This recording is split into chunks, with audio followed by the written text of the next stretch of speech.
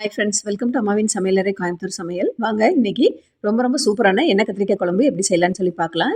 இது செய்கிறதுக்கு கத்திரிக்காயில் காம்பை மட்டும் கட் பண்ணிவிட்டு மேலே ஒரு ப்ளஸ் மாதிரி கட் பண்ணிக்கோங்க. கட் பண்ணிவிட்டு உள்ளே பூச்சி ஏதாவது இருக்கான்னு சொல்லிவிட்டு செக் பண்ணிவிட்டு தண்ணியில் போட்டுக்கலாம். இப்படியே எல்லா கத்திரிக்காயிலையும் கட் பண்ணி சேர்த்துக்கோங்க.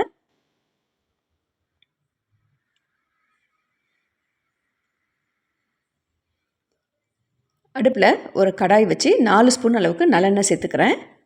இதில் நம்ம கட் பண்ணி வச்சுருக்க எல்லா கத்திரிக்காய்களையும் சேர்த்துடலாம். கத்திரிக்காயை தண்ணியிலேருந்து எடுத்து அப்படியே சேர்த்துறாதீங்க, படபடன்னு வெடிக்கும். நல்லா உதறிட்டு ஒரு டிஷ்யூ வச்சு தொடச்சிட்டு அதுக்கப்புறம் எண்ணெயில் சேர்த்து நல்லா வதக்கி விட்டுருங்க. எண்ணெயிலே இது நல்லா வதங்கி வரணும், அப்போ தான் நல்லா டேஸ்ட் கொடுக்கும். எண்ணெயில் நம்ம இப்படி வதக்கி விடும்போது ஒரு 50% இதுலேயே வெந்துடும். இது நல்லா கலர் மாறி தோலெல்லாம் கொஞ்சம் சுருங்கி வரும். அந்த ஸ்டேஜில் நம்ம வேறு பிளேட்டுக்கு இதை மாற்றிட்டு இதே இதில் குழம்பு தாளித்து விட்டுடலாம். நல்லா வதக்கி விட்டுருங்க. இந்த எண்ணெய் கத்திரிக்காய் குழம்பு ஒரு வாரம் கூட வச்சு சாப்பிட்லாம், அந்தளவு இது ரொம்ப டேஸ்ட்டான இருக்கும். பாருங்கள், எல்லாமே நல்ல கலர் மாறி வந்துருச்சு. இந்த ஸ்டேஜில் இது எல்லாத்தையும் ஒரு பிளேட்டுக்கு மாற்றிடுங்க.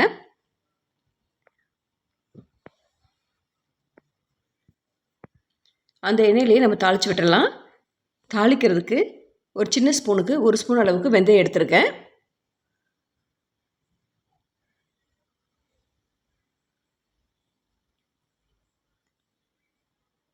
வெந்தயம் நல்லா பொரிஞ்சு வரட்டும். நல்லா ஒரு கைப்பிடி அளவுக்கு வெள்ளை பூண்டு எடுத்துக்கோங்க. அதையும் இதோட சேர்த்துடலாம் எண்ணெயிலேயே.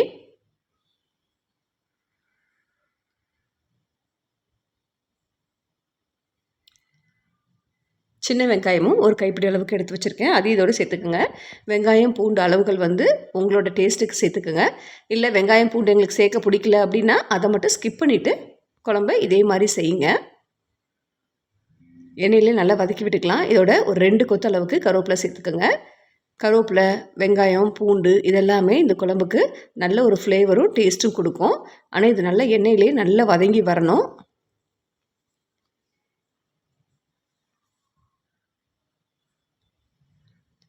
நல்லா வதக்கி விட்டுருங்க. இதோட ஒரு 4 வரமிளகாய் எடுத்து வச்சுருக்கேன், அதையும் இதோட சேர்த்து நல்லா வதக்கி விட்டுடலாம்.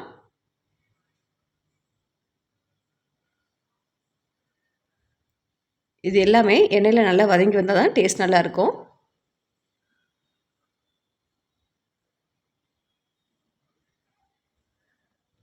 ஒரு மிக்ஸி ஜாரில் ஒரு பெரிய வெங்காயத்தை கட் பண்ணி சேர்த்துக்கிறேன். தேங்காய் கொஞ்சமாக சேர்த்துக்கலாம். உங்கள்கிட்ட திருவண்ண தேங்காய் தான் இருந்துச்சுன்னா ஒரு 3 ஸ்பூன் அளவுக்கு மட்டும் சேர்த்துக்கோங்க. நிறைய இதுக்கு தேங்காய் சேர்க்க வேண்டாம். மீடியம் சைஸ் தக்காளியாக 3 தக்காளியை கட் பண்ணிட்டு சேர்த்து இது எல்லாத்தையும் ஒன்று சேர்த்து அரைச்சிட்டு வந்துடலாம். வெங்காயம் பூண்டு நல்லா வதங்கி வந்துருச்சு. இந்த ஸ்டேஜில் நம்ம அரைச்சிட்டு வந்திருக்க மசாலாவையும் இதோடையே நல்லா சேர்த்து வதக்கி விட்டுடலாம். 1 ஸ்பூன் அளவுக்கு மிளகாய்த்தூள், 1.5 ஸ்பூன் மல்லித்தூள் சேர்த்துக்கோங்க, 1/4 ஸ்பூன் மஞ்சத்தூள். இது எல்லாத்தையுமே நல்லா வதக்கி விட்டுடலாம் எண்ணெயிலேயே. அடுப்பை சிம்மில் வச்சுக்கோங்க, இல்லைன்னா மசாலா பொருட்கள் எல்லாமே கருகி போயிடும்.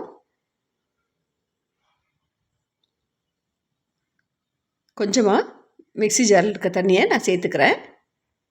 இந்த மசாலா எல்லாமே நல்லா வெந்து வரட்டும்.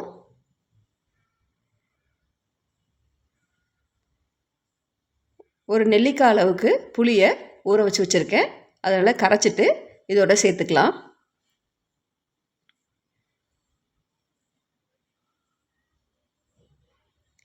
எல்லாத்தையுமே நல்லா கலந்து விட்டுருங்க.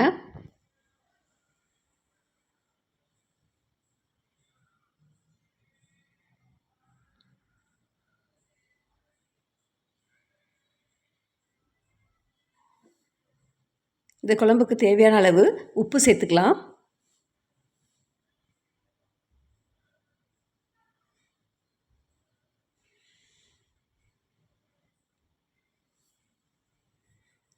இதில் வெல்லம் சேர்க்க உங்களுக்கு இஷ்டம்னா வெல்லம் சேர்த்துக்கோங்க. நான் இன்றைக்கி 1 ஸ்பூன் அளவுக்கு மட்டும் சர்க்கரை சேர்த்துக்கிறேன்.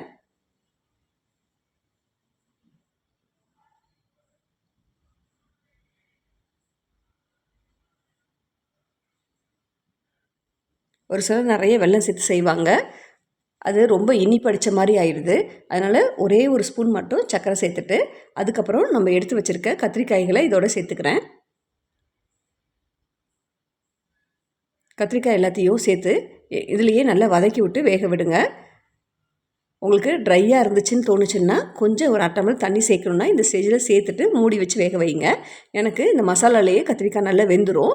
அதனால் நல்லா கலரி விட்டுட்டு மூடி வச்சு ஒரு 5 நிமிஷம் வேக விட்டுக்கிறேன். இதுக்கப்புறம் ஸ்டவ்வை ஃபாஸ்ட்டில் வைக்கவே கூடாது, சிம்மில் தான் இருக்கணும். ஏன்னா சீக்கிரமாக மசாலா எல்லாமே கறியிடும், நிறைய தண்ணி இல்லாதனால.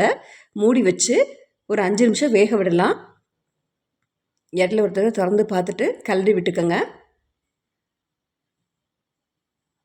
எல்லாமே நல்லா வெந்து வந்திருக்கு. இன்னும் எண்ணெய் பிரிஞ்சு வரணும். எண்ணெய் பிரிஞ்சு வந்ததுக்கப்புறம் ஸ்டவ்வை ஆஃப் பண்ணிடலாம். கத்திரிக்காய் வேகிறதுக்கு ரொம்ப நேரம் ஆகாது, ஏன்னா நம்ம எண்ணெயிலே கத்திரிக்காய் ஏற்கனவே வெந்துருச்சு. அதனால் ரொம்ப சீக்கிரமாகவே வெந்துடும். பாருங்கள், எண்ணெய் நல்லா பிரிஞ்சு வந்திருக்கு. இந்த ஸ்டேஜில் ஸ்டவ்வை ஆஃப் பண்ணிவிட்டு சர்விங் பவுலுக்கு மாற்றிடலாம். அம்மாவின் சமையலறை கோயம்புத்தூர் சமையலை சப்ஸ்கிரைப் பண்ணாமல் இருந்தால் சப்ஸ்கிரைப் பண்ணுங்கள். மறக்காமல் ஆல்ங்கிற பட்டனை ப்ரெஸ் பண்ணுங்கள். அப்போ தான் நான் போடுற எல்லா நோட்டிஃபிகேஷனும் உங்களுக்கு உடனே வரும். நான் சொல்கிற இதே அளவுகளோடு செஞ்சு பார்த்துட்டு எப்படி இருக்குன்னு கமெண்ட் பண்ணுங்கள், லைக் பண்ணுங்கள், ஷேர் பண்ணுங்கள். தேங்க்ஸ் ஃபார் வாட்சிங்.